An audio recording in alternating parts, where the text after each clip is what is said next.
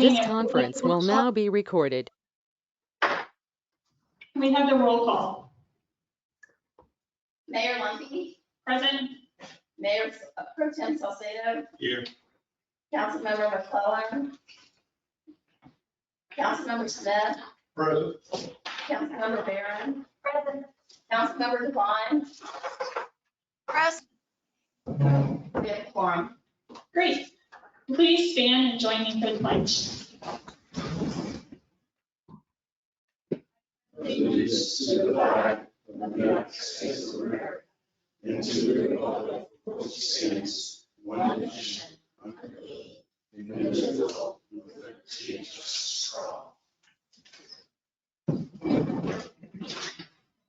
Thank you. I have a couple of announcements, just for council members. Make sure to speak into your mic so Dita can hear us clearly. How's it sound so far, Dita? Councilmember Devine? So far, it's pretty clear. There is a lot of kind of feedback and stuff, so it really does help if you put your mouth close to the mic. It really clarifies it for me, but thank you for asking. Okay. My next announcement is the burn ban at this time remains off. As of July 27th, according to the county website, there are 25 active COVID cases in the county. And one more announcement is the CRC Food Pantry is having a joint open house on August the 9th, 1 to 3. And the CRC is located in Johnson City. Our next regular meeting will be on August the 10th, at 6. We are going to move on to public comments. Do we have any public comments? Justin Fulham?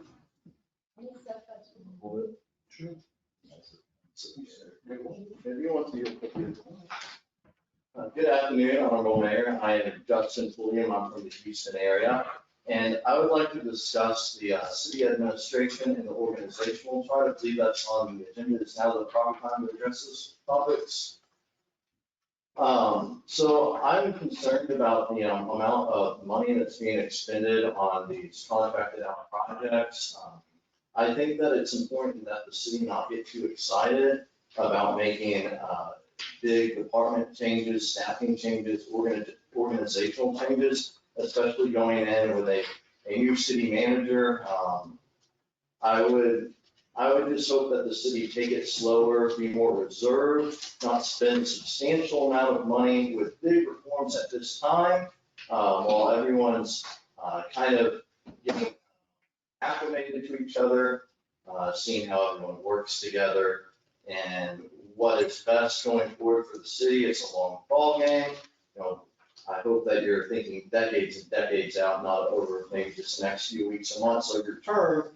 And I just hope that you would get a lot of public input with stakeholders such as city committees, and also the city staff is very important. Consider the department heads and all employees, really, all the city staff, members of the public, maybe even reach out to people who don't always attend council meetings, see what people are saying on social media, all of that. And I just really encourage the city council to take it slow and not spend too much money on extravagant projects and big reforms at this point in time.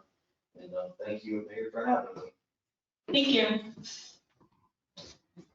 We are going to move on to the consent agenda. Number 1, discussion and possible action on adding the Blanco Chamber of Commerce to the stakeholder section of the City of Blanco's organizational chart. So on your organizational chart, we are very sorry that we left off the chamber earlier. Do we have any discussion? Do I hear a motion? Madam Mayor, I make a motion that we add the Chamber of Commerce to our community stakeholders on our 2021 organizational chart. Okay, Councilmember Smith has made a motion to add the Chamber of Commerce to the city's organizational chart. Do I hear a second? I'll second. Councilmember Barron has seconded. All in favor? The motion carries unanimously. Moving on to old business. Number 1 is discussion and possible action regarding the final change order proposal from ACP for the City of Blanco clarifier replacement. And Mr. Rodriguez, We're getting there. okay.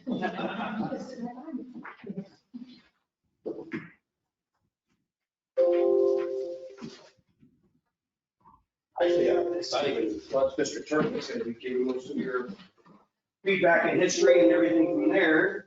See what we got. Mr. Turk, please. Thank you. Mayor, council, it's good to see you all again.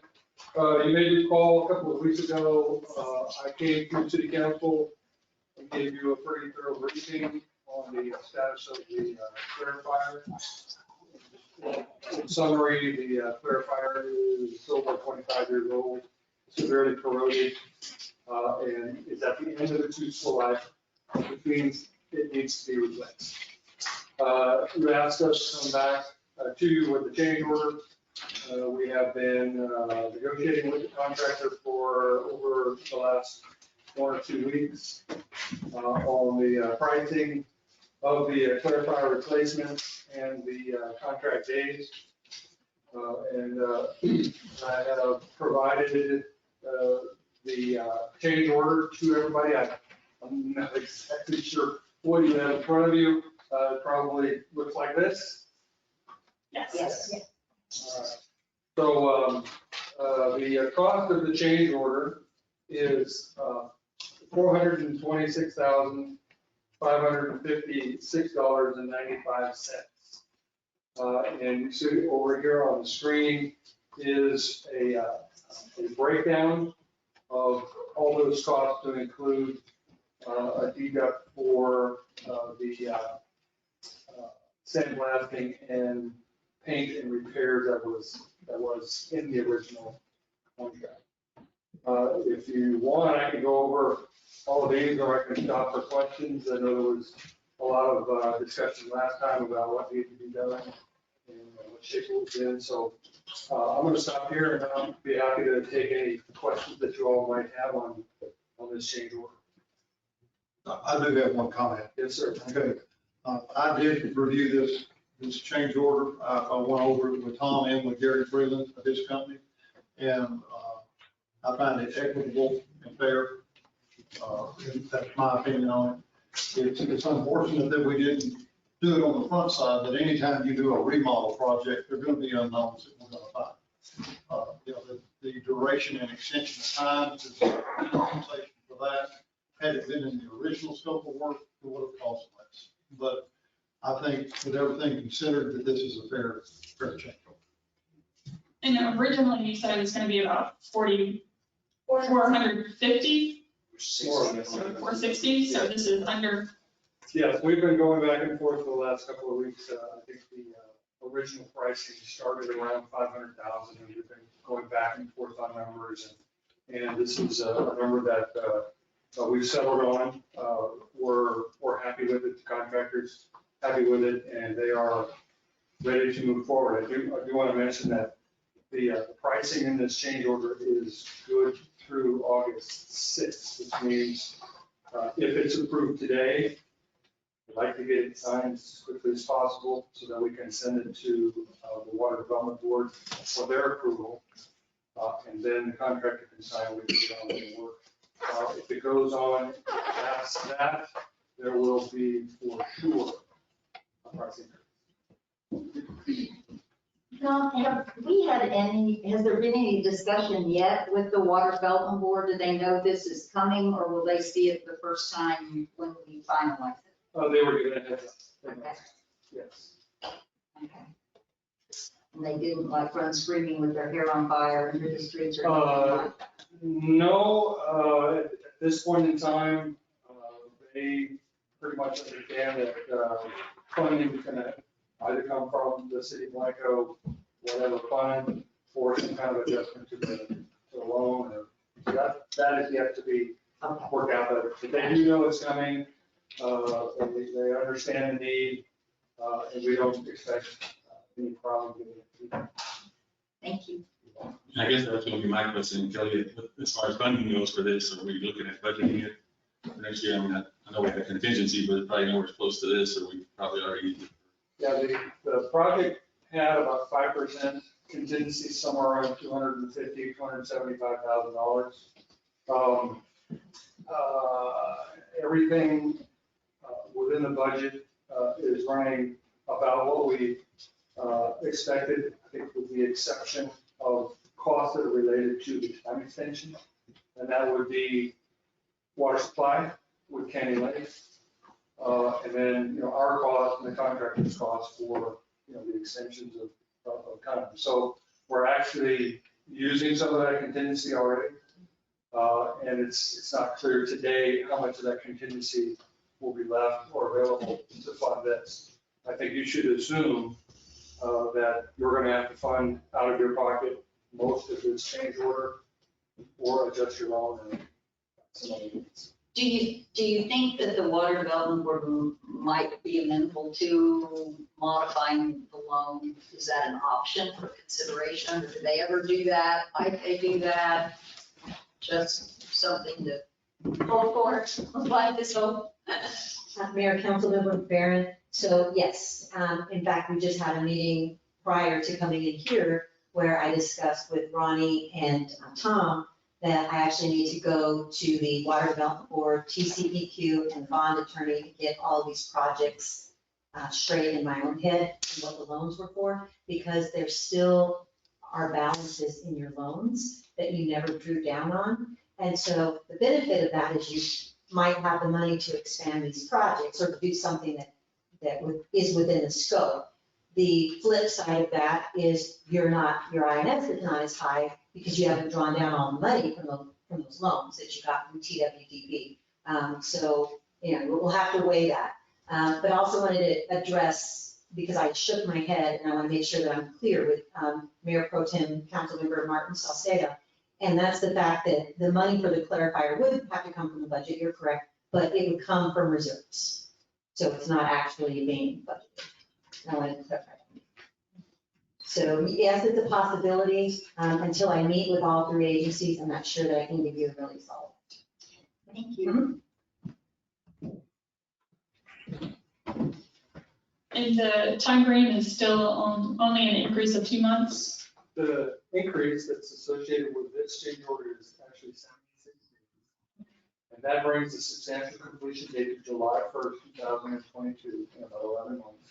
And that is an important date. That's the day they're expected to start producing potable water. In other words, the plant works at that point.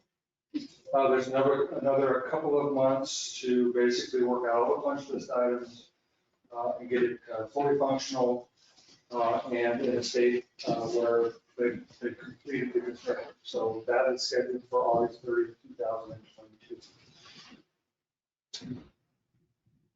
Oh, and I have a comment, Mayor, that the city has advised Canyon Lake of the July the 1st date. So they are now aware.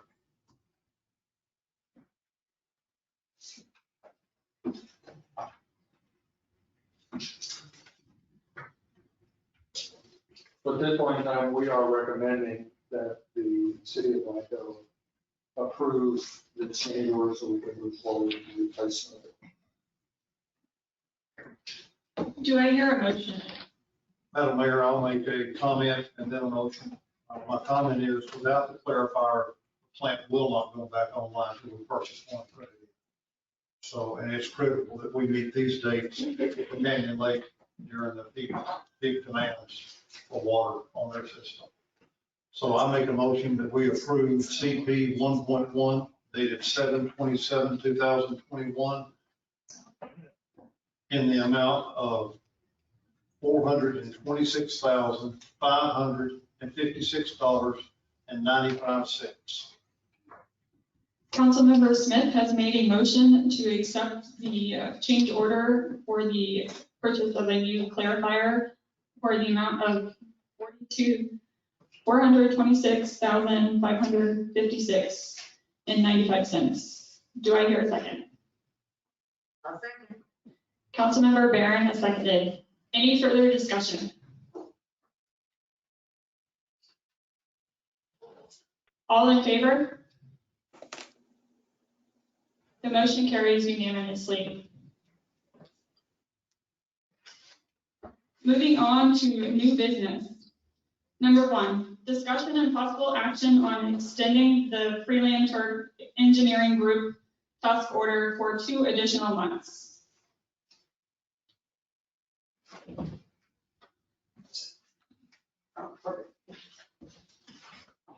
Well, again, Mr. Tom Turk. I guess in a nutshell, what you did was just expand the wastewater project, which would be what, we had an addition of 76 days, which is going to be another 2 more months of meeting our project management / engineering for the project. So Mr. Turk has a proposal or a task order change amendment to be able to update on this one as well. If you need it. I have a copy of it here. I believe you have a copy in front of you, but just in case. Yeah, well said, Ronnie.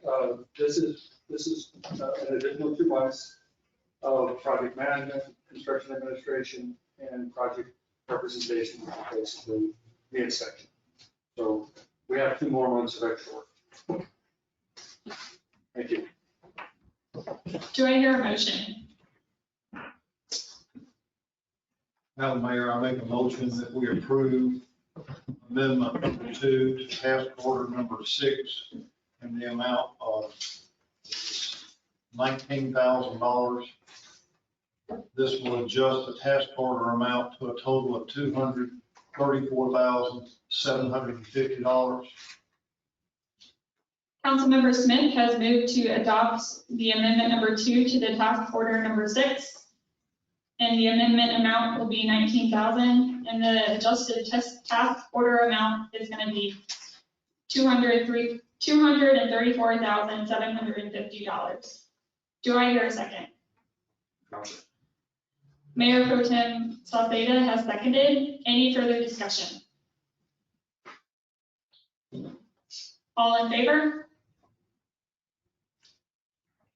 The motion carries unanimously. Item number 2, presentation and discussion on final report from City Hall Essentials. Joe? Madam Council, first of all, thank you for giving us the opportunity to come in. The last 6 weeks have been very enjoyable for both of us, and I know she's moved on to doing something else, and not one of your contractors. I know she appreciates everything that y'all did for us, and then hopefully we've done for y'all. It's been very enjoyable on everybody's part. Some of the stuff is pretty much, you guys have all been privy to it as we went along. So we're just going to kind of highlight it and go pretty quick so that we don't waste a lot of time. But if anybody has any questions, please don't stop me. Where are we going here? Okay. Okay. So our deliverables right off the bat, they're on page 2.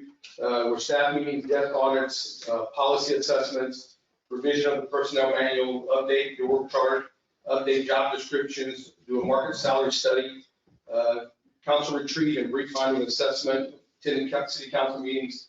And then it was added, was taken out initially, then added back in to assist with budget creation and conduct the budget workshops, and then also added back in with city manager duties as needed. We did on day 1, the very first thing we did is meet with the staff and go over their concerns. Very interesting meeting, to say the least. Got a lot of good stuff. Mary, you were in the meeting with us. Got a lot of good stuff in good direction. Pretty much everybody that was not on duty at that time on the streets were in the meeting. So we wanted to assure staff from day 1 that we weren't here to hammer anybody. We weren't here to make recommendations to fire anybody. That's definitely not what our intent was. So all we were doing is gathering the information and passing it on to y'all, so the decision makers to make those decisions. So, and I think that's what we've done as we've gone along.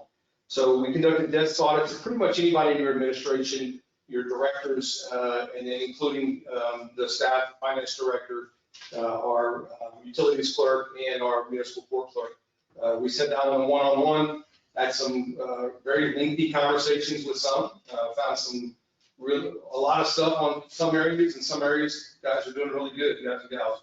So under their own discussion, they all believed that there was a lot of things that needed to be fixed. The number one thing that they talked about was the budget, but then they talked about the personnel manual and then fee schedules and all these other different things. So as we took those notes and we went back and researched, we found that pretty much your employees knew exactly what needed to be done. It was just, for whatever reason, they weren't getting done. And so our goal was to help them by getting those things taken care of from the beginning.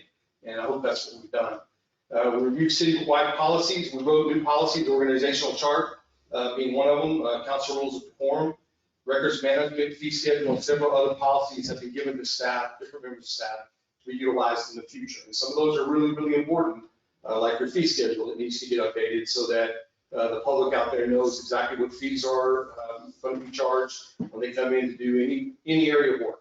And I think it's extremely important that you get those things on the website as well. The personnel manual went through it. It went a lot wider than it was, 23 additional pages. But some of those things were very, very important. The roles and responsibilities were a big one. They were not very, very well defined. We had different people reporting just under directors that believe they reported to this versus this versus this. And in some cases, they had signed documents showing that. And so the roles and responsibilities were really important that we start establishing those on who's going to do what and who's responsible for what.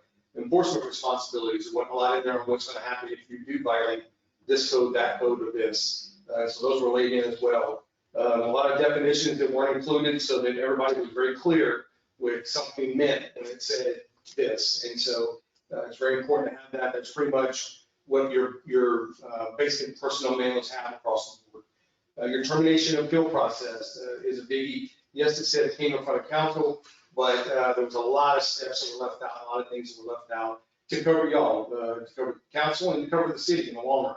And so those things were added back in. Reasonable accommodation with disability, there was some in there, but not a whole lot. We included the different protected classes that have changed now, and those were not in there either. Process for filing and investigating harassment complaints. The no tobacco use in city facilities, vehicles, or around public was one that was brought up that I know, basically was not liked, but I can tell you most cities out there have that in place for their cities. Clarify the hiring, termination, and recruitment process. We definitely want to make sure that the directors are involved in that process from start to finish.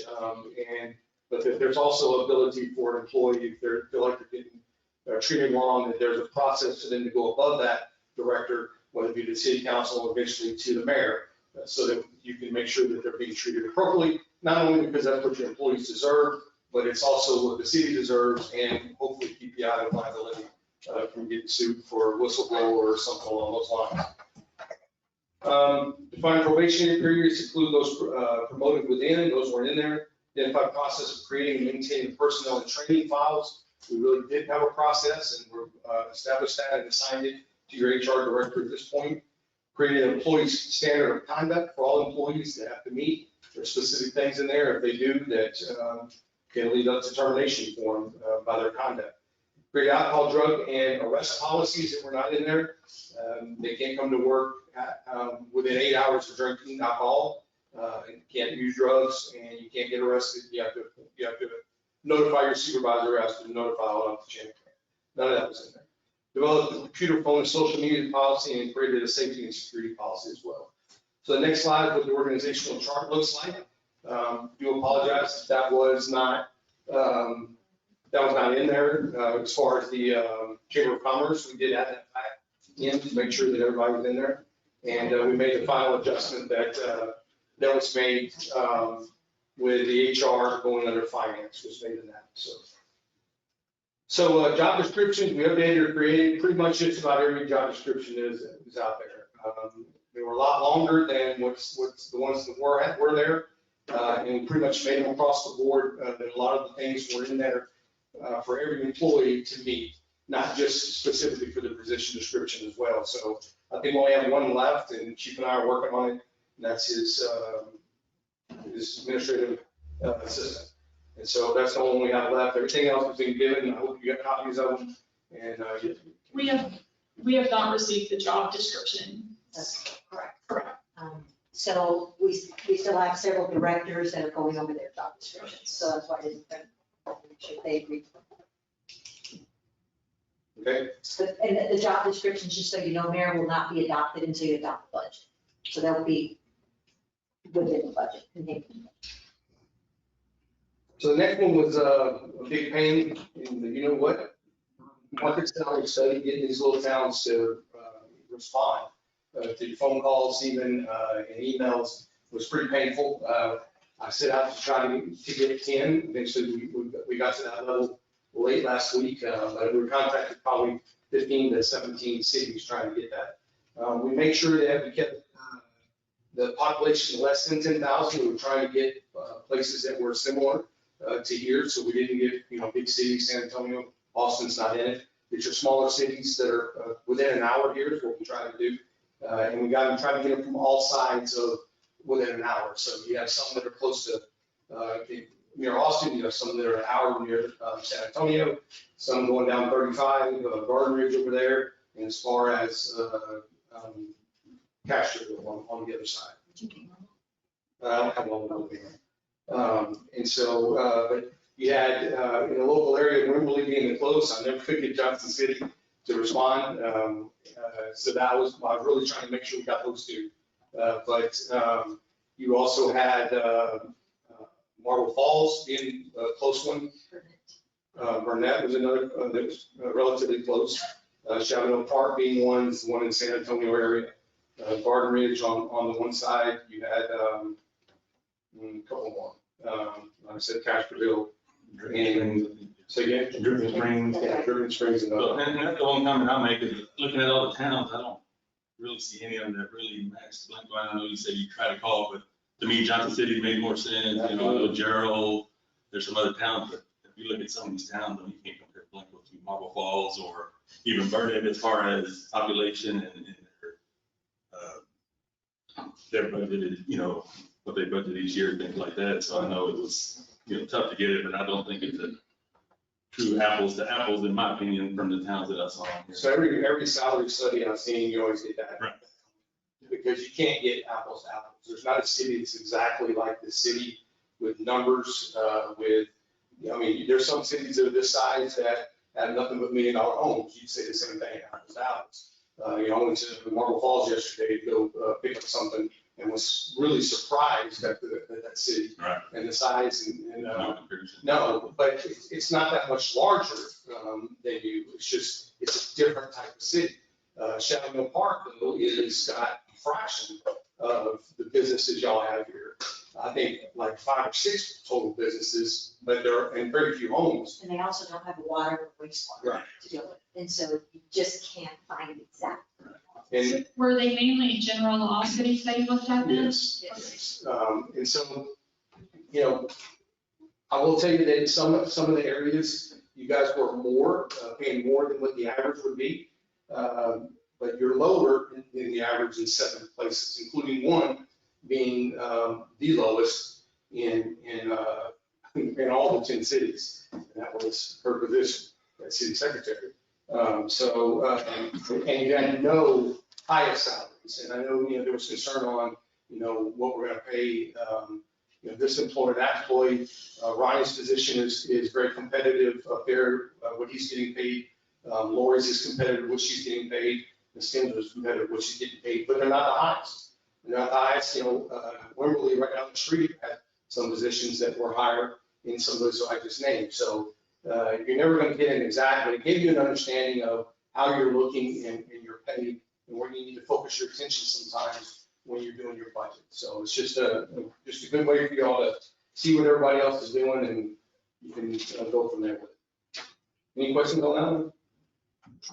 Okay. So we briefed y'all back on June 22nd, we had 109 recommendations that we made in that briefing to y'all. Some of them have already, they've already begun fixing them, quite a bit of them. And we found quite a few more since then that I think with Ms. Kendra being here full time, she's briefed y'all as we went along on these things that have been found. We had some very, very serious ones, some that ended up having to be reported outside of the administration, and will be investigated by outside agencies. Don't know that it's gonna, rise to the level of any kind of fines or anything like that, but because there was some violations that need to be reported, we had the staff had to make those reports. Well, and that's the other question I had. So you said staff had to make those reports. So I know the one was a CGIS right off the bat. So what was the obligation? From what I understand, you reported that to DPS, or was it staff that reported to DPS? Staff report, your staff reported. Okay, but my understanding was you found it and you reported it, right? Right, I found it, and I explained to them that it's best if it comes from you. You say, look, we had a violation, and here's what we're doing to fix the violation. No, I'm fine with that. And that's what they did. None of us, her and I, it's not our place to report anything. Yeah, no, that was gonna be my point, but I misunderstood. I was told that. Your sergeant made the phone call and made those reports, and we got it. No, I was told that y'all reported, and that was gonna be my point, was it should have been us reporting. Absolutely not, we didn't do that. No, I have no problem. Absolutely not. The concerns with the public work contracts are still being worked out. TCEQ water violations, which are still out there, and still pending. I know Ms. Kendra's been spending quite a time on that. You have a lot of warrants that have not been purged. We're talking years worth that people could have paid those fines. Nobody knows. They could have resolved them by whatever means, and nobody pulled them, meaning that they could get arrested again for them. And it's definitely something that you don't want to violate somebody's rights and arrest them that way. If there's not a warrant that should be active. And so we urge her to get with those and start really doing that in-depth look at them. That county process, So that should not happen when I got here. Thank you, just so. So when I got here, we realized there was a problem with warrants, so the warrants were all pulled and they're in the court office. So there should be no one getting arrested on the warrant that's not in existence. We pulled the warrants off of circulation. So the record retention and security is a big issue with files not being properly secured. Fee schedule not that updated or published, I talked about a second ago. You have a real need, your police department's doing well when it comes to their policies, but you have a real need to upgrade them in their equipment in the very near future, including some issues that I believe could end up being life or death with radios and things like that need to be resolved. Outdated personnel manual, which we have fixed and y'all have approved. And then the big one that I think everybody knew going in, which is why y'all contacted us in the first place, was not following established recognized accounting principles, which these two ladies here are working on daily, trying to get that stuff fixed. So the budget creation originally did include a review of budget, was taken out, y'all put it back in. The budget workshops have been held, at least one's already been held, one tonight, and then y'all schedule a third one. I know there's a discussion about possibly doing that in the future as well. So y'all will get the final budget in the very near future. So you also voted to put 10,000 back in the contract for the city administrator duties. We honestly did, she had a lot more time taking up the city administrator duties for that first day that it went way above that, but overall, as far as the contract goes, we're below which I'll approve. And so I don't have a final amount today.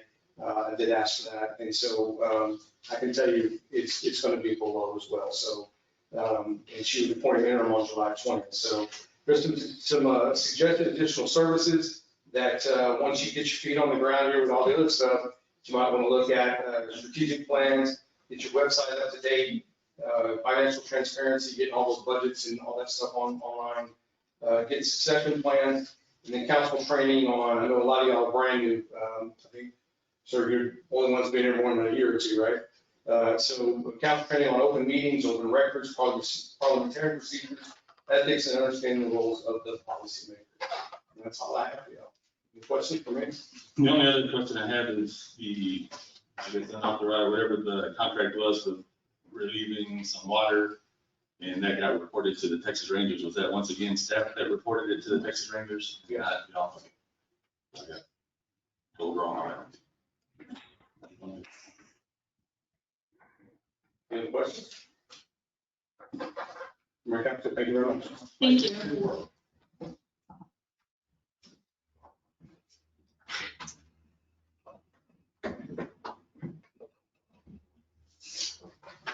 We are going to move on to our budget workshop. So, Ms. Kempler.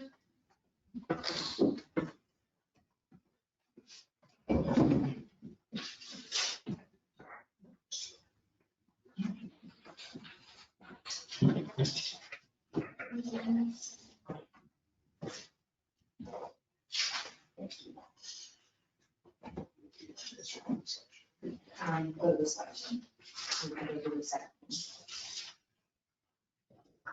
I hope we got more to my channel. Good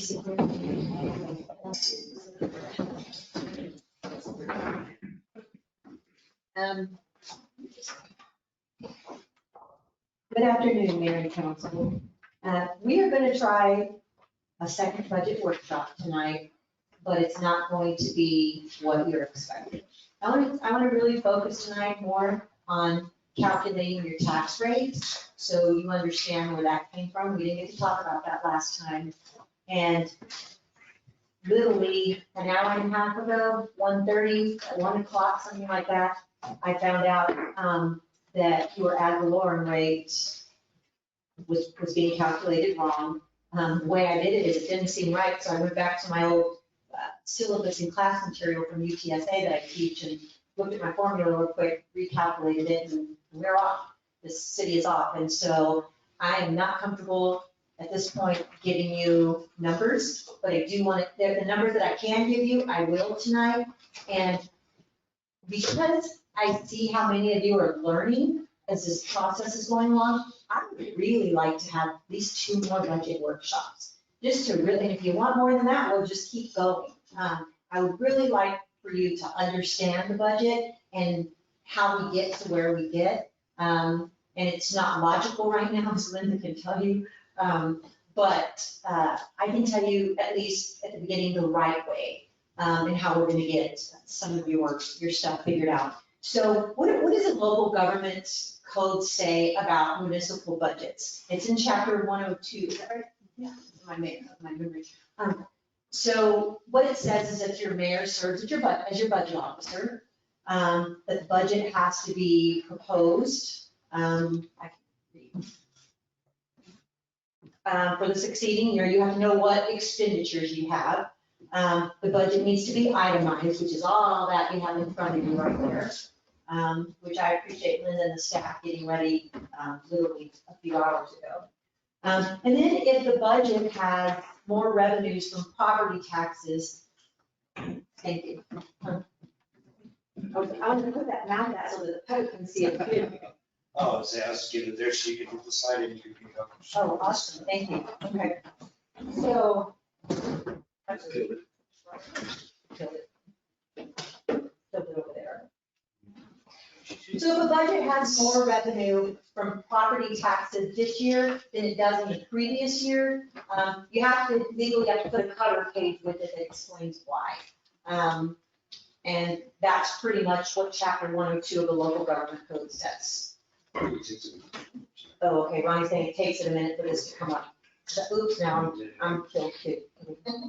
Ooh, there you go, good job. Okay, so how do we get a tax rate? The tax rate that you adopted in 2021 was 0.3503.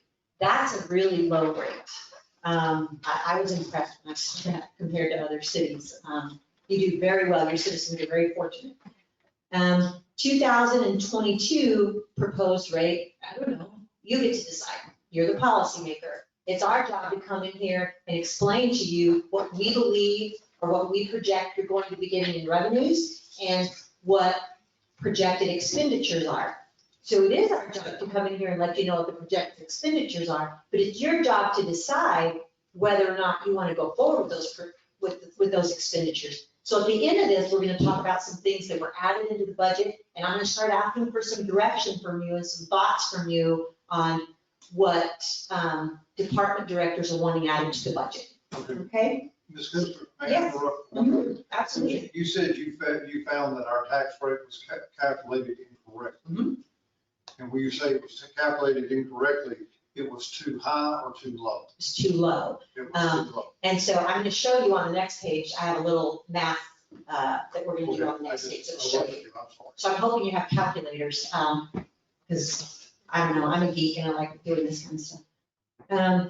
So 2021, the assessed values straight out of the assessor's office are 219,400,000. The collection rate, I usually insert a 98% collection rate. If you have about a 99% collection rate, I always try to be conservative and do one less. The CFO wanted to do 97%, and I'm fine with that too.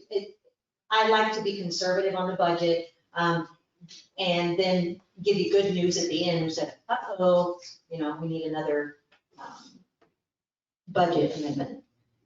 So what we do is we take the 219 million that we get from the Blanco County Assessor's Office, and what you would do is you would multiply that by 0.97%. So we're anticipating a 97% collection. And that brings you to 212,816.9. The effective tax rate, which you'll hear often called as an NNR, which is a no new revenue, straight from the Blanco County Assessor's Office, is 0.3127. So what I'm interested in is, do you know why the 0.3127 is different than the 0.3503 up there? Values and new properties. That's right. Councilor Sosay was exactly right. So not only do property values change, but you also have how many exemptions you have for disabled vets, right? How many are claiming ag exempt? How many are claiming the homestead exemption? So all those variables change. And so what many councils get confused about is on an adopted, if they say, we want to keep it the same. So the same, in most people's eyes, looks at that 0.3503 number and thinks it's the same, right? But it's not necessarily, because your values of property are different, and what exemptions people are claiming are different. So no new revenue, keeping it the same, goes from 0.3503 to 0.3127. You also have what's called a voter approved tax rate that you can go up to, and that's the 0.3729. How do I know that rate? It's taken straight off of from the assessor's office. So we're just going to do a little calculation here. So your NNR effective tax rate is 0.3127. Your voter approved is 0.3729. So what I do is just play with it a little bit down there for you. The total appraised value we already have. We've already decided it's going to be a 97% collection, unless you tell us we don't want 97%, we want 99%. Then I would beg you to change your minds. But so I think we're being very responsible at a 97% collection rate. And what you do is you take that appraised value, you divide it by 100, and then you multiply it by either the 0.3127 or the 0.3729. So if you were to use the NNR, your total revenues for ad valorem taxes would be $665,500 almost, right? If you are to use the voter approved rate, that would increase your revenues by 130,000 muscles, by using the exact same formula, right? So I just want you to understand when we throw in these numbers at you, how we're getting them and why. And I could literally show you a 6 or 8 page document, I don't know, from the Blanco County Assessor, but this kind of just ties it up in a nice little package, so you know how we're getting that rate. Okay, we're not going to pay attention right now to projected revenues, because once we recalculated it, this is going to change everything on this chart. So I just want to go to the areas that we can talk about tonight, or this afternoon. So you have a lot of partners. One of them I wasn't even aware until you start digging, that the Chamber of Commerce actually keeps 90% of your hot funds. You have a contract with them to do that. So I've asked them to be present tonight, especially for the newer members, and let them know, in a few minutes, what they do with the $72,000 that they get from Hot Fund. So Mayor, Council, I don't know if it's your pleasure for them to come explain that now, or do you want to do it at the end of this presentation? I think we would like to hear them now. Wait, it's appropriate. Oops, yes, ma'am. Can I plug yours in?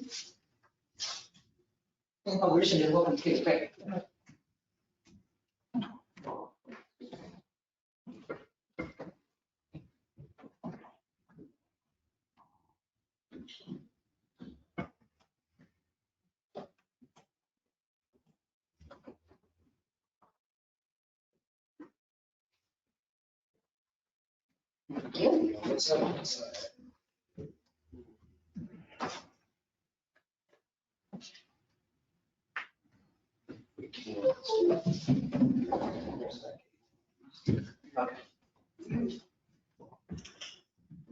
Hello, Mayor. Hello, Council. Thank you, Ms. Kinsler, for inviting us to come today. So we've been here a few times before. Things feel a little bit different this year, and that's fine. The dollar amounts, I'll just start off to say that we have received in the past are always different, depending on what the city has collected in hot fund tax the previous 4 quarters. And a long time ago, Councilman will say the word, after we did it on a quarterly basis, and then we got kind of cut up, and now we do it a year. We have one payment in the year, and we take it for the whole year, and we come and see you this time of year. So as I have done in the past, I just put together some images and some numbers for y'all to see what did we do with the hot fund money that you gave us last year. A little bit different numbers last year than we had the year previous, which we kind of expected with things being what they were. And we had some money left over in our budget from the year before that we were able to put towards the 2021 budget, so that is different. So you guys have seen this before, that have seen this presentation before. We do a conceptual and comprehensive marketing advertising program with an organization called AJR Media. They are the umbrella organization that does the Texas Highways events for Texas AAA magazine. They are the biggest and the best in the state of Texas for advertising. So one of the main pieces in there, one of the main tags on their hat is the Texas State Travel Guide.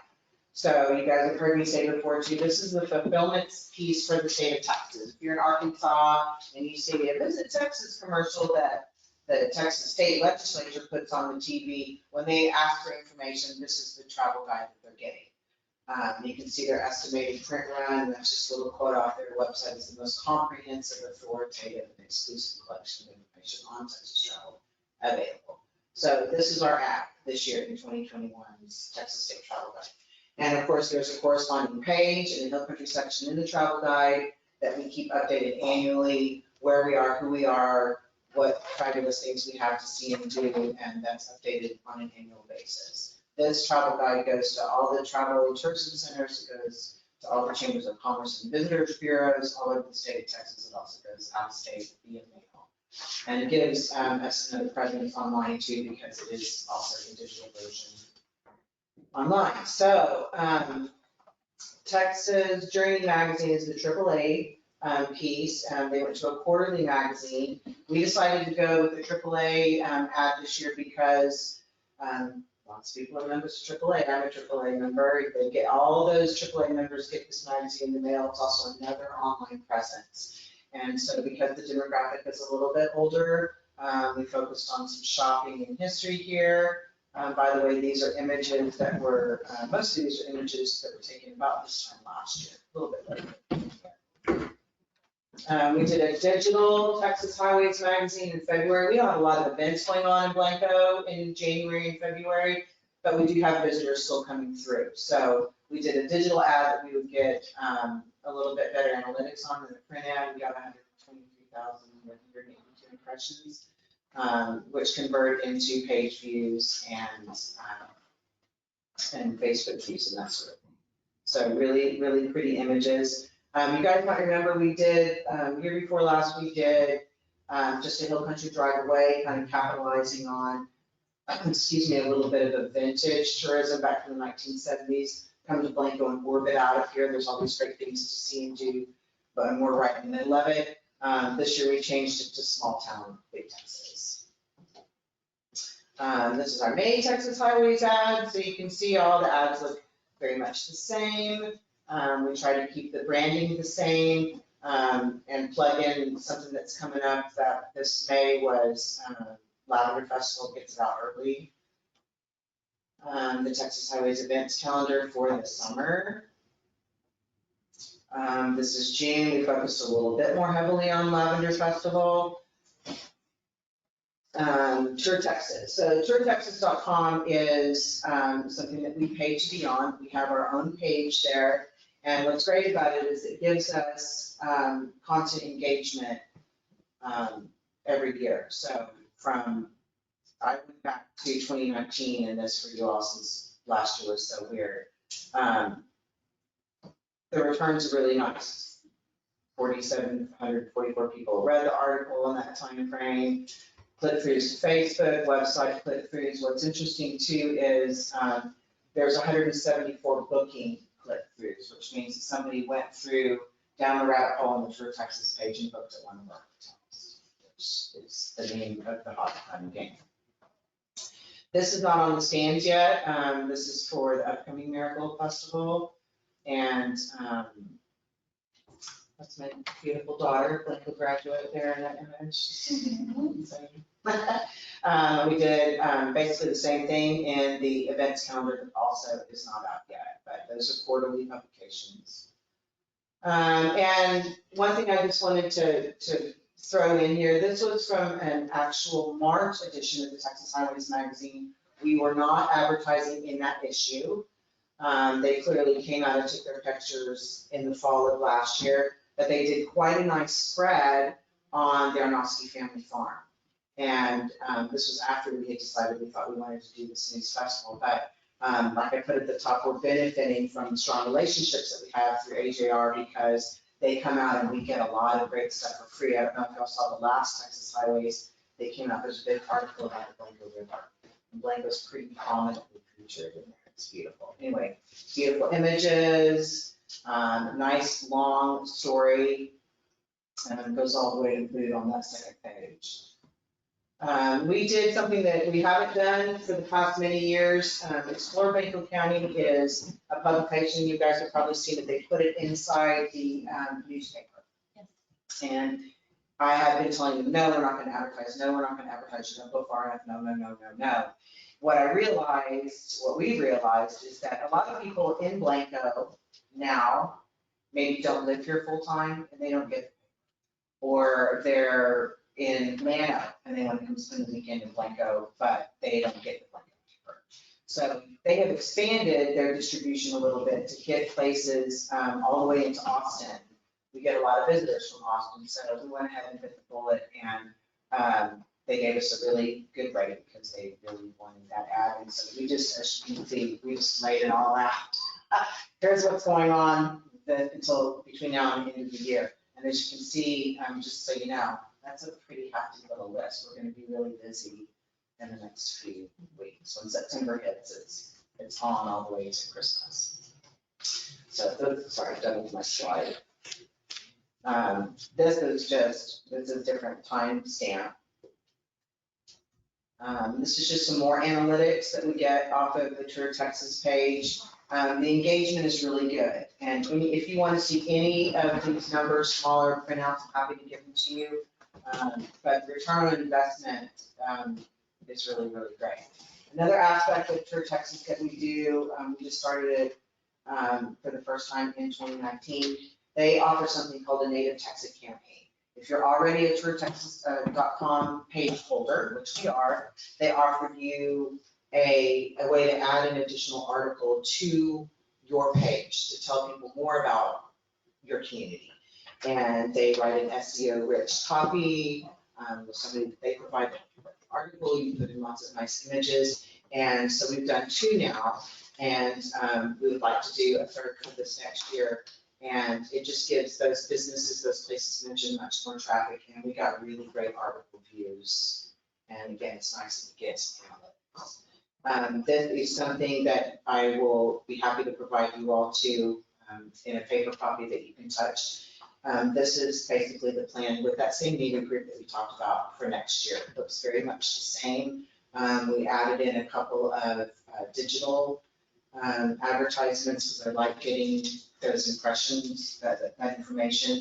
And they added a couple of new things, road trip news. One thing I wanted to mention, just to throw it out there, is that, and we talked about this before, on the side column, I know it's hard for y'all to read from where you are, but at this time of year, booking this contract now, which now is the time, we can always cancel it for later, but for now, you get an incredible discount by signing up early and by having multiple insertions.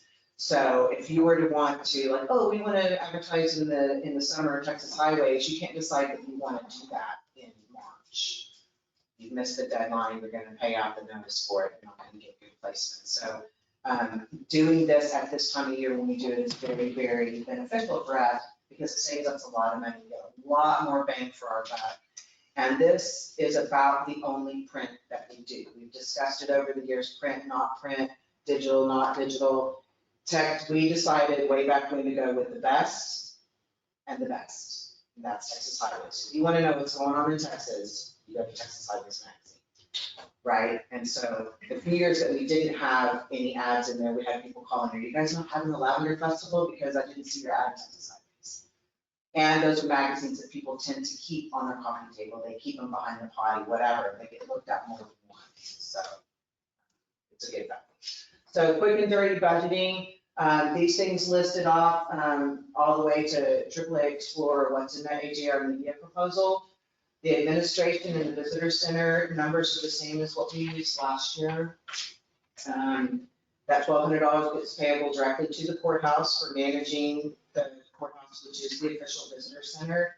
Administration goes to the chamber for paying a portion of the rent, which we folded into there instead of it making a separate line item. A portion of my salary, it pays for our annual website hosting and things like that. Night sky refurbishments, you guys might remember that in the last Texas legislature that convened, they approved for Blanco County specifically to be able to utilize a portion of our hot funds towards night sky friendly and night sky friendly tourism.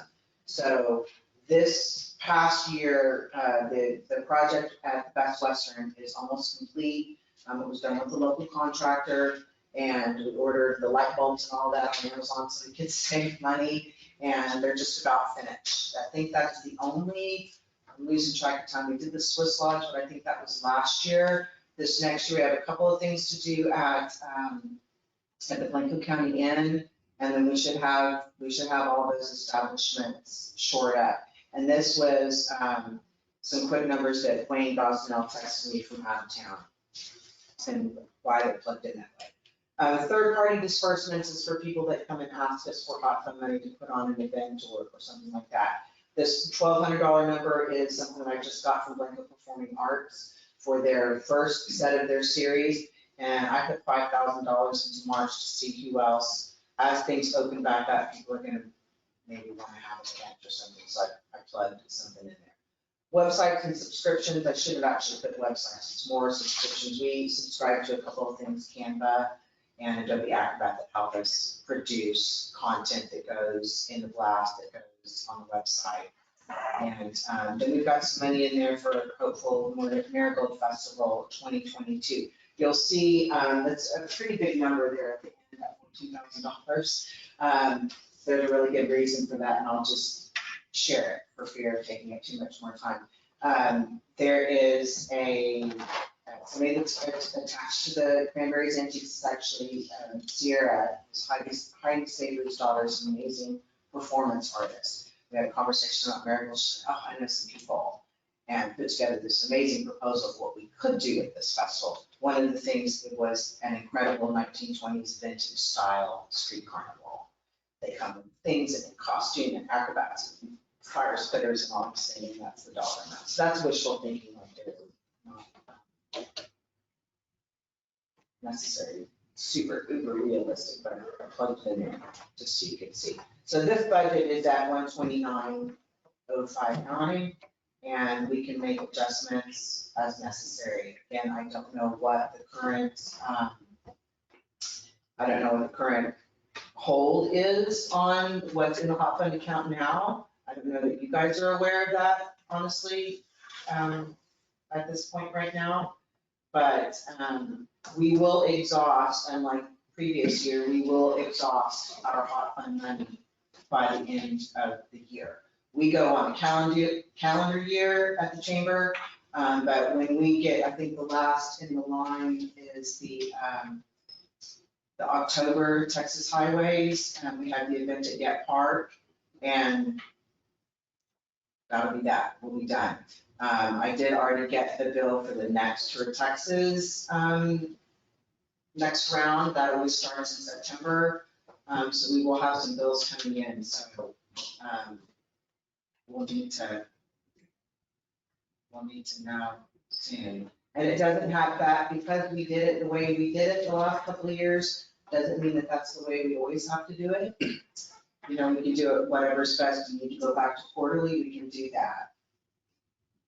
Just keep us in the loop and let us know so we know how to deal with our people. Martin, you have a question for you, and it looks like. Just on the third party disbursements, how do you put something out on the website or something? I think there may be a lot of people that don't know that we have some seed money for them to. Yeah, we hadn't done that Right. before, or last year we didn't do that because of COVID. Like, here, no, but absolutely, applications are open, come get ready for planning and that. Yeah, in 2019, we had it up on the website, on the Blanco Chamber and on the Visit Blanco, and then we also included it in the news blast. But we just wanted to. Right. We also did a little town hall sort of thing. Tanya, can you come and review, Tasha? Yeah. Sorry. Tasha Porgini, who's my board president, we did a little workshop, anybody that might be interested, so we didn't have that, we had that a few years ago. Here's how hot funds work. Here's what you need to know if you're gonna apply. Way in worth it costs that shit. That's all.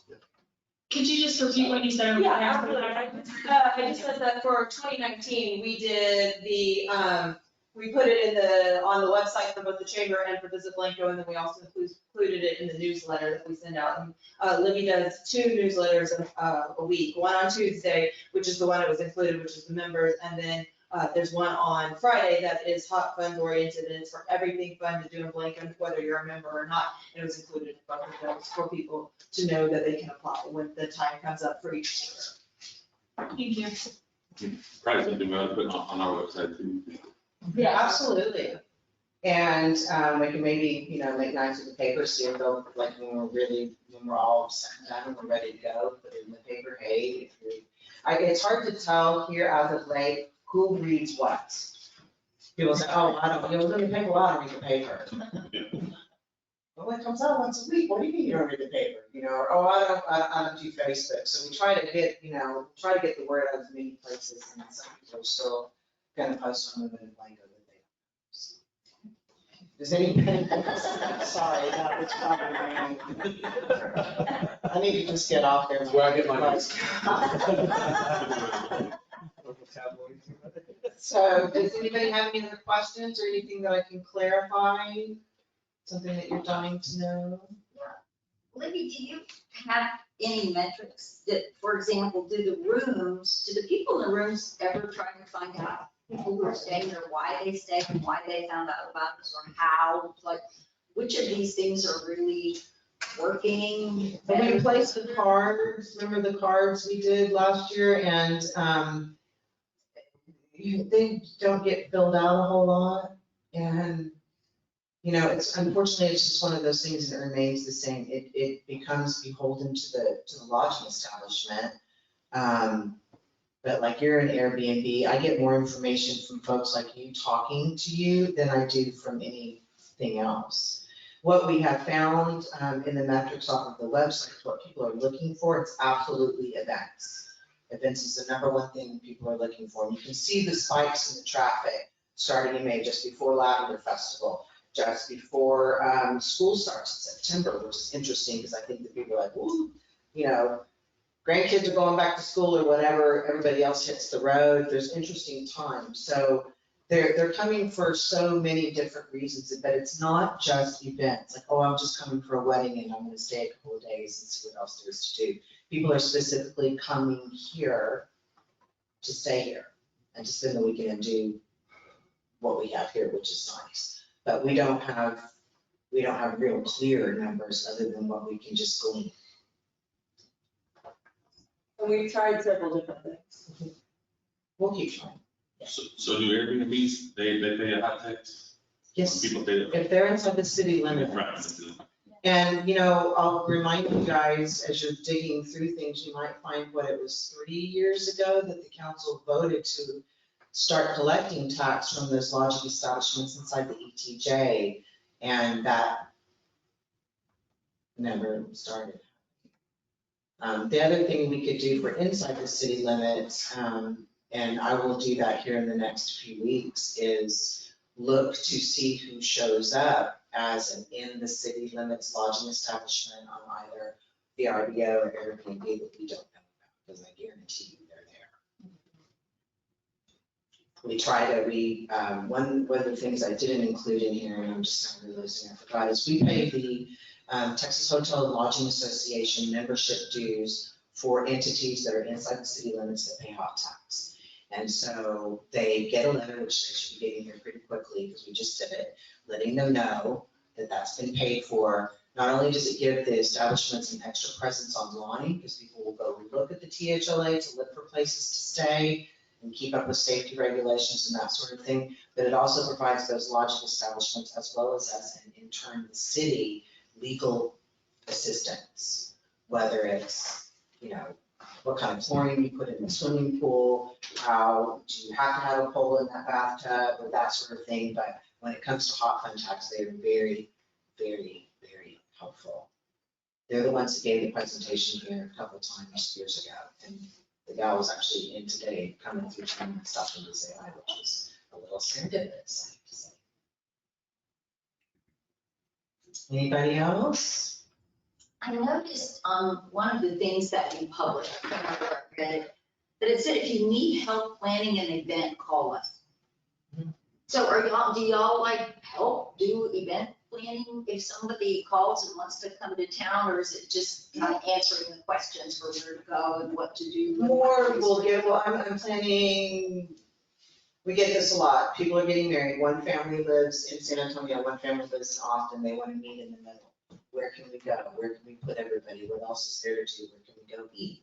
So yeah, we'll help them zhuzh things around. Films, we're getting a lot of calls again about films. That's an event of sorts. We want to do, if they call and ask any question, we're going to tell them because we want them to stay here. So yeah. I appreciate your all's time. Don't hesitate to reach out. Lori, you can certainly call me and say, hey, bring over blah, blah, blah. Okay. Sorry. Yeah. Or email. Thank you. Thank you. Appreciate it.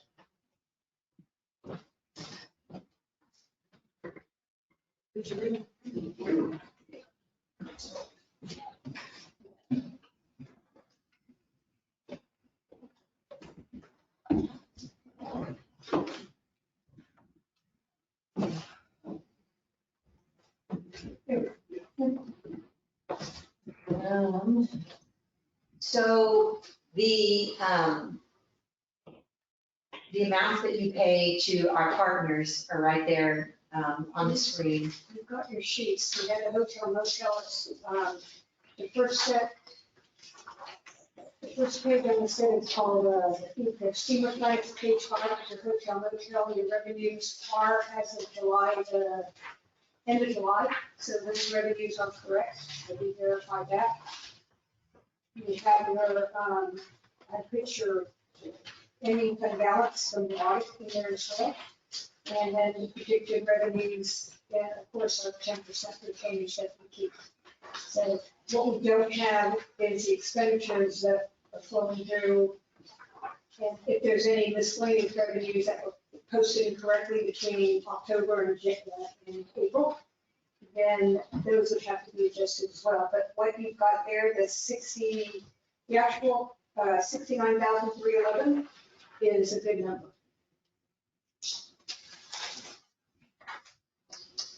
So the Blanco County Library is asking for the same amount that Spotty gives them, has given them for years, and that's $15,000. And that would be on the next one, community aid budget. So I'm sorry, let me go back. I just want to clarify. So when you showed us that the budget you're looking at is $129,000 budget, but you're telling us that the money we have is 69,000 or 80,000? That's what we've collected so far. There's one more quarter left. Okay. And that would be September 30th. And that would be an accrual because more than likely the funds will not come in until October. So I would have to accrue what I think the average of each of those that pay hotel motel funds. Okay, thank you. So library is the same. The Blanco Historic Preservation is asking for $11,500 increase. Last year we had them at $3,500. The Blanco County Recycling Center is asking for funds this year at $5,000. I have not seen these requests. The CARTS Transportation is asking for $2,000. Children's Advocacy Center is asking for $2,000. KBB is staying the same, $2,000. And other community aid is $1,500. What is that, Linda? The other, I can't remember. I don't know, I just received a notice to add the $1,500. It has not been budgeted before. So that $1,500 is actually a increase, it's new. From who? For the, which one is it, see, library, the community aid, other, they've got a budget of community aid. It's that community aid, that's the budget number that we have currently, that's a current budget number, that is not, was actually. And Ms. Kinsler, just so you know, we did receive a formal letter from the recycling center and from CARTS and I think the Advocacy Center and the KBB. So we do have letters. Okay, so what we need to do, Linda, we'll send those out to the council, if you're trustee. Just they have something to do. So I have the letters here, so. The numbers that you have in the budget that I have here are the letters that I have received. The only one I don't have is a community aid, that is a budgeted item for this year, and I don't know what that is. That's what they have in the budget for this year, but it is not in the proposed. Got it. Okay, 72,000 for hot funds. We received 80,000 collections the previous year, and city keeps 10% of that, and so that's where the 72 came from. So this is something to begin to process and think about whether or not you want to continue to fund these community partners.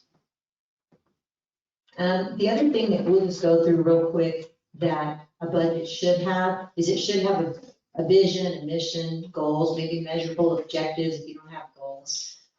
And so I actually helped with some of these this year. There's a few departments that I just cut and pasted and used what they had. But you're going to see that in the budget presentation with the budget this year, because I think it's important that you understand what you're paying for and what the goals or the measurable objectives of certain departments are. And then we want to make sure that, you know, that you hold our feet to the fire and that we're actually doing what we said we're going to do with public money. Again, I'm leaving the expenditures and that kind of stuff out because of what we just found a little while ago today. We're not ready for that yet. We have the same thing for wastewater, vision, and mission, and the goals that will all be coming to you. And many times the goals here, we try to make them measurable, but you know, did you or did you not? And then there's next budget meeting that we have, you'll see what line item and what description and amount we're calling for in expenditure.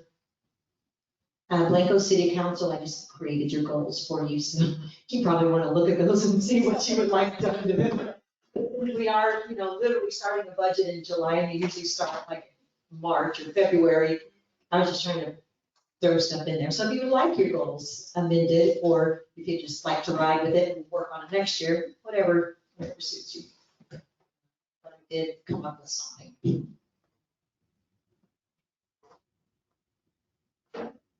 And that really, honestly, some of these, I'm just looking at them, it's reminding me of things that you all have told me.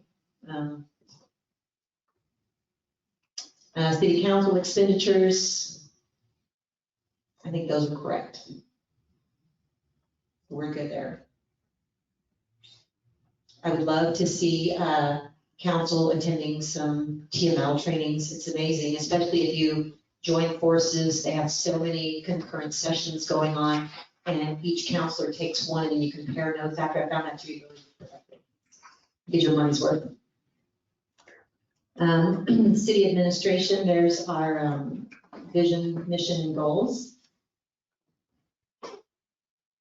And I could definitely see in the next year or two the goals changing a little bit, because all that stuff, most of that stuff just needs to be happening. We left out the expenses due to what we found earlier.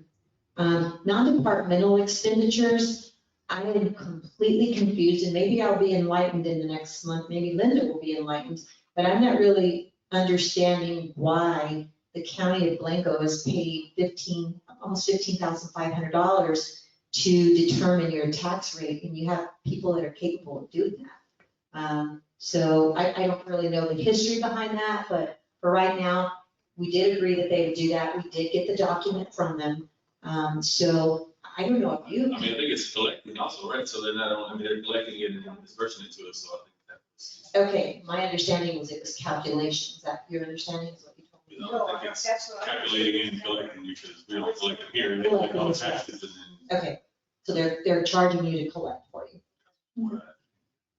And then the previous city administrator said that with some pending lawsuits, that we need to have a place reserved for pending lawsuit expenses. I don't know what those are, but we went ahead and put a placeholder in there just in case. Blanco Municipal Court, there's a vision, a mission, and some goals.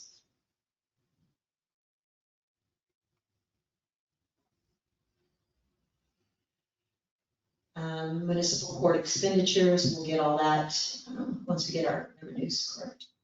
Blanco Police Department.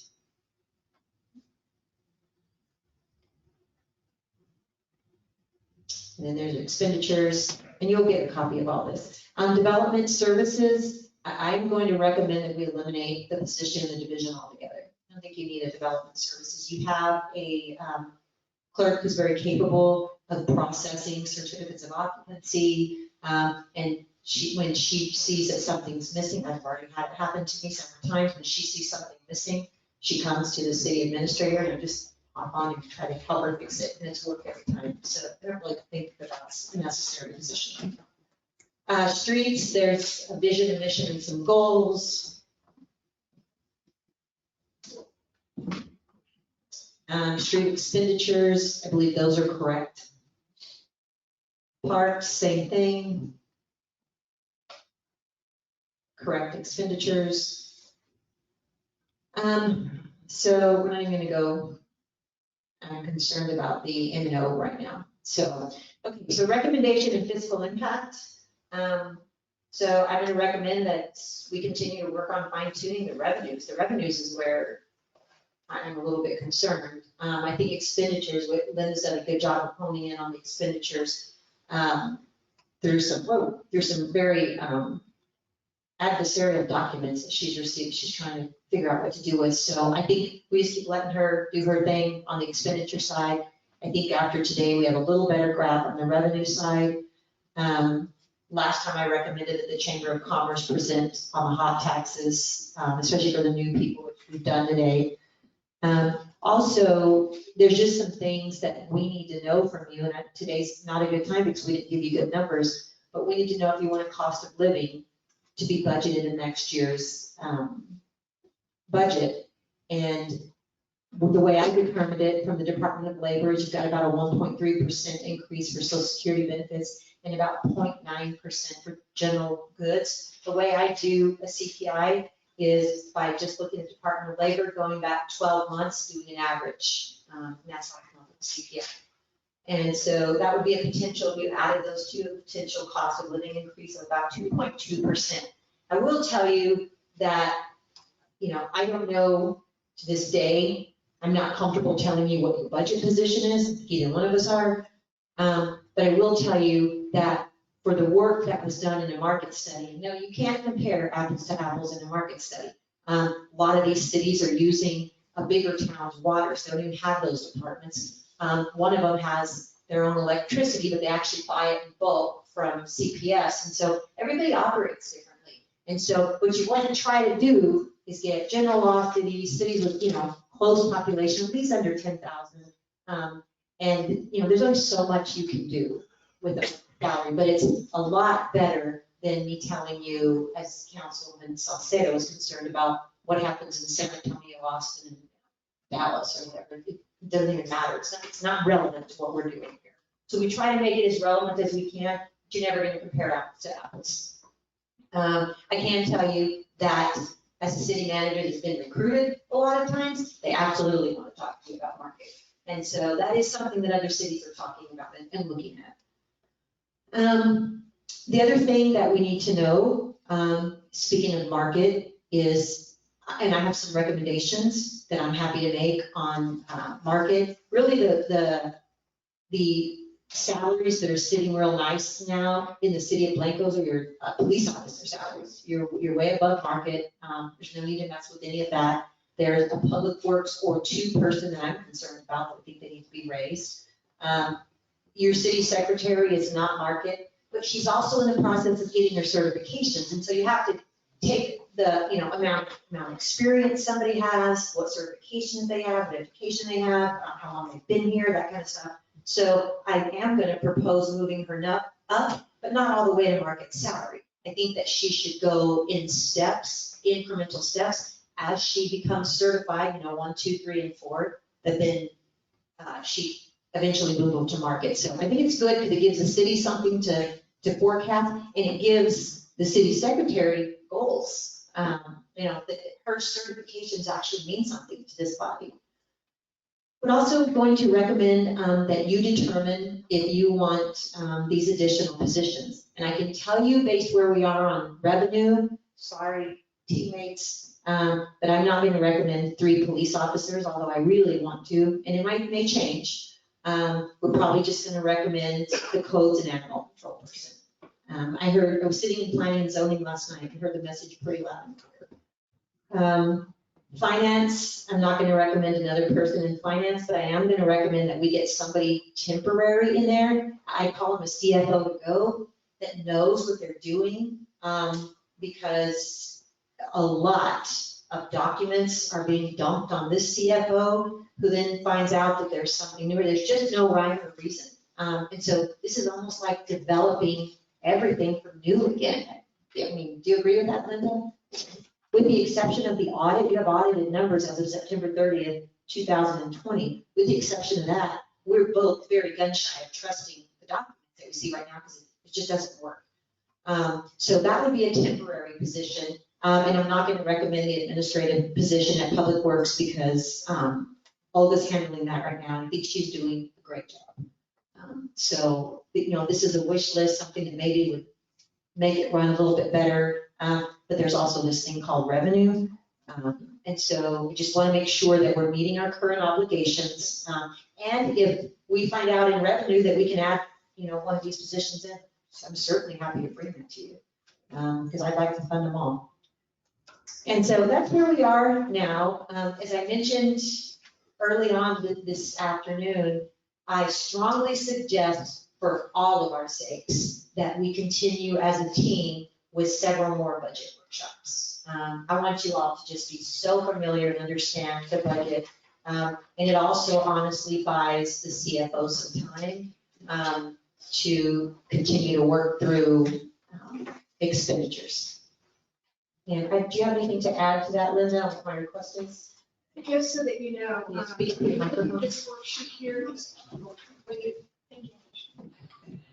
when you look at the worksheet here that I gave you, this is average, what I did for when it's a new pace, that is an average. The study that was done by City Hall Essentials. So I just took an average of there, discussed it with Kelly on what to place the city secretary and the 2 people in public works. So we went ahead and added those numbers in there, and if you wanted to go, because last time I was directed to put the 2.2% in there, so that next column is that. And then you will see the insurance costs, dental vision, all these are line items the city pays, and you will see those totals, and they are correct totals. That is including a 10% increase that we don't know yet because we haven't gotten the health money, the health insurance quotes yet for the health and the vision and dental until the end of August. The end of August we'll have better numbers, but at least now it gives us, he said, do about 10%. So that's what that number is. So you will see those totals in each of your departments, line items. So you will see, for instance, if you go to just looking at the utility fund, if you look at these salaries, you'll see the salaries is the 326,702. And you will see that on here under utilities down here, 306,702. And then you're going to see the police, well, let's just look at the insurance costs. So you have your insurance costs here for your water, let's see, the water insurance cost is $39,165.12. So you'll go over here and you're going to see your $39,165.12 on the report. So all these numbers that you see here are actually in your actual budget. So those are the numbers that are good numbers for your personnel. So your personnel line items are on there. We're very comfortable with these. Yes. Personnel line items. Yeah, they're fine. I do have one question. You know, you've got, if I go across the headings up here, you've got new pay scale, and you say plus 2.2%. That's the, Okay.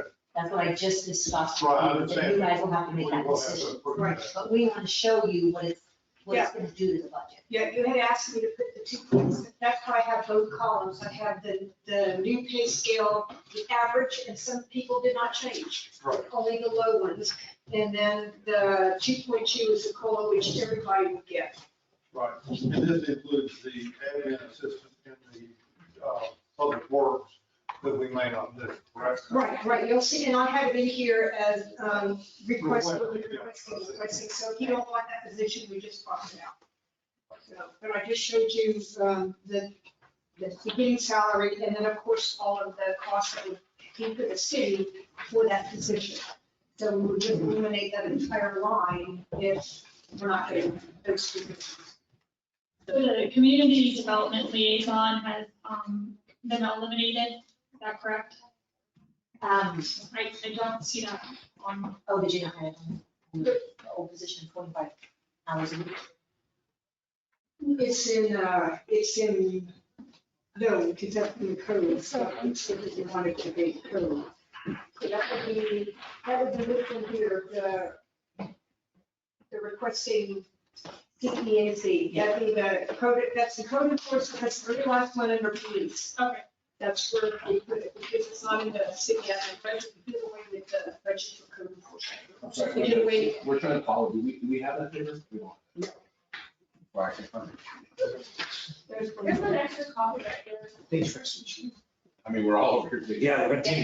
We just printed these literally. because- No, that's fine. We were all looking and I'm like. Yeah, and they didn't print enough for staff. No, that's. And I just have one more question, Tom. So in the past, it's usually streets and parks, we've decided to split it into two, like. Yes. Okay. Yes. Yeah, so that we can follow, have actual costs for streets and costs for parks. Thank you. So that document, I think we're very comfortable with. The water. Can you? Thank you. Thank you. I think we're very comfortable with that document. The water utility fund, we're comfortable with. And then the little packet that starts with FEMA fund and all down the line. Those are good too. And the only other thing is the workers' comp issue here that we all have. Typically I would put, that's why I had it here, and it's broken down by rate and class that we get from TNL, but I did not find that we actually had that. So what I did, so that y'all know, is actually the first line is the cost of what the city pays. Yeah, so blank line and then it goes on to here. Yeah. That will probably help. Does So that make sense? what I did, this particular, the workers' comp and the general liability. Again, we don't have the new rates. We won't get that from TML until probably the end of August as well. And so again, they told me 10% would be a good thing to go, so that is what I did. So I took what we actually paid, and I'm good with those numbers. So for workers' comp, you'll see we actually paid in beginning of October, $34,014. The 10% would bring it to $37,415. Then what I did was I allocated it between how the cost would be broken down by TML, because the city secretary, administration, Olga, myself, the municipal court clerk do not have as high as rates as they would for the PD, which has the highest rates.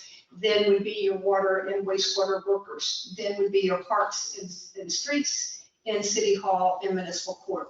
So I broke it out as a percentage. Typically, though, the correct way to do it, when you get the codes, when you get the rates and the class from TML after their audit, you would take that rate, you would multiply it with that person, and then you would put the rate here. That way you have an exact number of what that cost would be for workers' comp for administration for each of the divisions.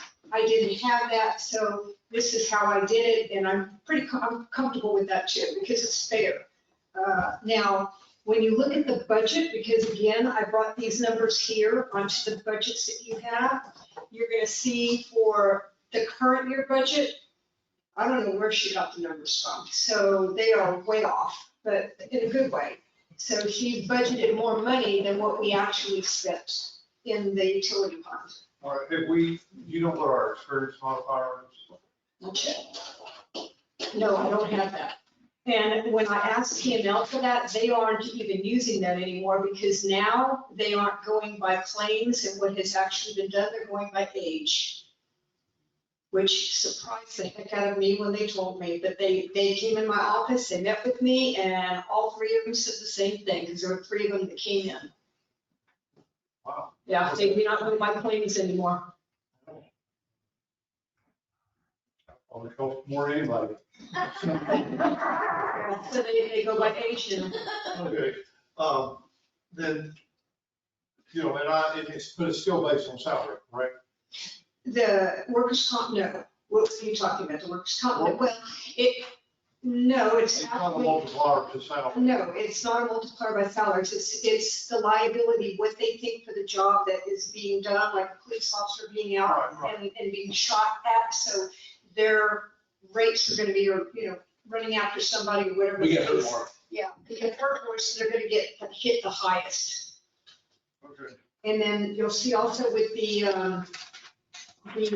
liability, when you look at the property, because you aren't gonna see my formulas there, but the property is actually, when you're looking at the insurance rate, which is under services. So if you just go to the water utility fund, and you look under services, you're gonna see insurance liability, and then you're gonna see insurance property, okay? Those numbers are off of this sheet right here that you're looking at. And the property is your real personal property number that you have and your flood and quake. So those two numbers are gonna be the same, and that's where all the other ones will go under liability. So just if you're doing the math and you want to see where the numbers came from, that's where they came from. Well, and then is there an adjustment in there if we increase the value of a water treatment plant? We would have to. Premiums are gonna go up based on the value of the structure. Correct, and what they do, it's not gonna be based right away. So if in fact in a year we're online, then they'll go ahead and they'll insure us that we will not get the premium until the following year so we'll get the premium in October of 2022. So we would have to incorporate that in the 22-23 budget. Okay, thank you. It's kind of like, just real quick for an example, the service dog that we had, he went into effect and he's now being covered, and you'll see that in here, under animal mortality, that particular number, he's actually insured as of November of last year, but we're not paying for it until next budget year. Okay, thank you. So, I would like to propose 2 more budget workshops. And I'd just like to see if there's, that's favorable with the body. Yeah, maybe, yes. Yes. Very much so. Okay, so do you all want to try to come up with a date? Let's try it on. When are you ready? We're working on numbers. When are you ready as soon? Next Tuesday is our next regular meeting. Right.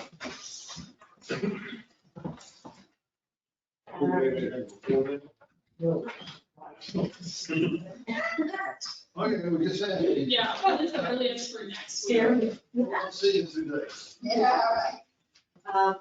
So I think, you know, the mayor did a really nice, budget calendar for you. And I know it was well thought out. But we're just gonna have to blow up your calendar, Mayor. In order just to keep, you know, let's just keep letting that light shine. Let's make sure that we just keep talking about it, we have open discussion. Because it not only benefits you, but it also the public, you know, is able to watch and have access to what you're doing. And we can't give you good numbers as to what you're doing. Okay, then here's our question. When will you be ready for us? My question. So we had a come through moment today at about 1:30, where I realized that ad valorem's were wrong. And so we're gonna go back, we're gonna fix that. But the other thing that, as Linda has pointed out to you all, and I'm not trying to beat a dead horse, but it's, neither one of us has ever seen this, where your debt service for your enterprise fund is mostly supported by your general fund. It blows both of our minds. Every time we talk about it, we don't understand it.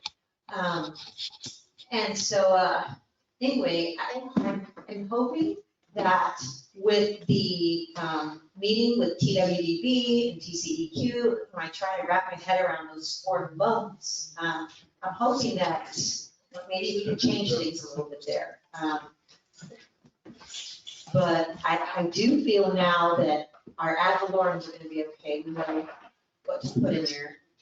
Is there anything else that you're worried about on the revenue side, Linda? No, just the other one, that's it. Just, okay. Because everything else, I don't have, I've got most, well, I am concerned with the water and the utility fund, the revenues of utility funds, because I haven't even looked at that. Okay, so, do you think that August 10th is too soon for another reading, another budget workshop? We can do that. Do you think we would have revenues? I don't want to, if we don't, I don't want to come with blank PowerPoints again. I'll try. Okay, because the other thing we could do is carry it over to the 17th. By then, we better have some. You want to try that? Do the 17th? I won't be here and the mayor won't be here. Okay, what day that week will you be here? I won't be here that week. Okay, I won't be here the following week. We can sleep at the section, I'll see what I can do. The 7th. The 10th. What about? Today's the 3rd. The 10th is our regular meeting, so we'll get the budget before regular meeting. We could do a budget workshop, absolutely. Will you be ready by then to have for, I mean, I think both of us are willing to work however long it takes to get you revenues. so we could have, Linda has, we could have an early meeting. absolutely. 3 p.m. 3 that's o'clock. the workshop, and then 6. regular meeting. Zach, if that pleases That'd be the board. fine. Okay. Yeah, I can do that. So let's do the 10th. And I'm not gonna go to Austin then next week. I'm gonna wait until we do that. And then I will let you know on the 10th. And then you can let me know how you're feeling, and I'll let you know how We'll I'm just kind feeling. of, it would help me if we just kind of projected a date. Okay? I mean, not, it doesn't, Right. we can all, apparently we can always move it anyway. You so- can, as long as you have a budget, and you have budget by September 30th adopted, you're fine. Right, okay. So, The 31st, maybe?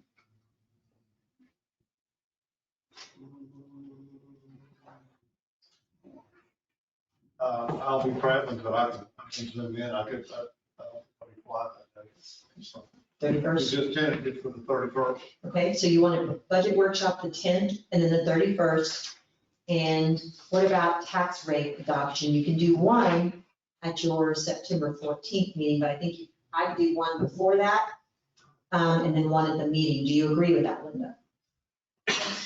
Adopting it on the September 10th meeting? So remember your calendar, Mayor, is that okay? The 10th and the 31st.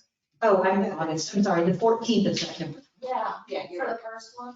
No, I think let's do the first one, a quick one, September the 7th. You mean the 10th? No, September the 7th. Oh, September the 7th, got it. And then have the second reading at the regularly scheduled council meeting, or, right before it, on the 14th. So on the 7th, can we do the, during the day, because I believe P and Z is planning to meet here that night. I can do it whenever, so any staff, so it's up to you all. I just don't want to have two meetings going at the same time. Absolutely.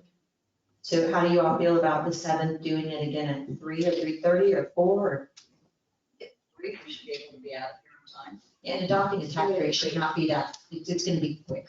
Okay. Yeah, we should drop the rates too. So that will also have to be addressed too. We'll have to do the adoption of all the rates the city has.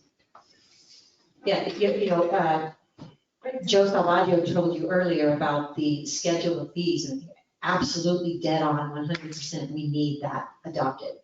Because if we know what the fees are, and you've approved what the fees are, we know what to put in as revenue.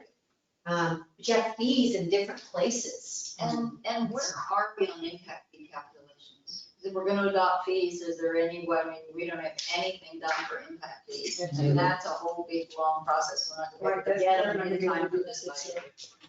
Agree with that. Right now, it's just great to have all the fees in one place and get you to adopt that. That's a start. Does the adoption of tax code require public hearings? It's just, right, that you got the two figured out? Yes. And that will be the way the city secretary advertises it.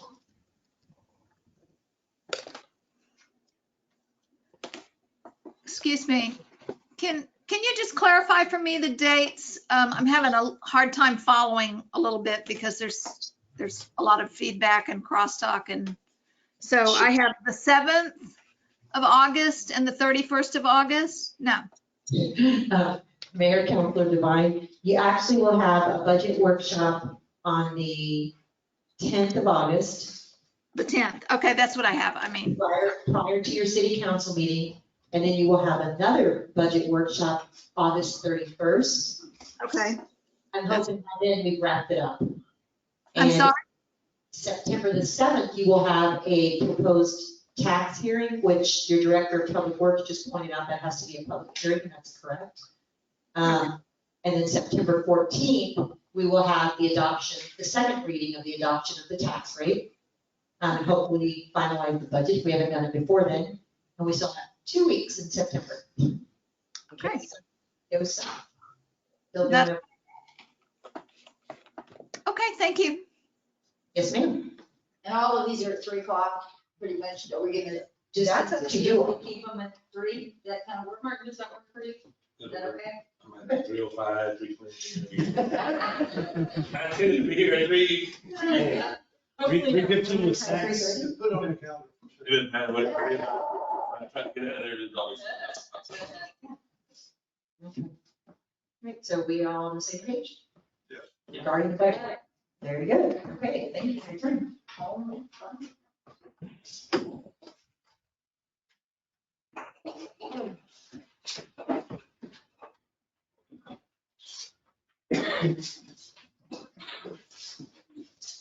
Do I hear a motion to adjourn?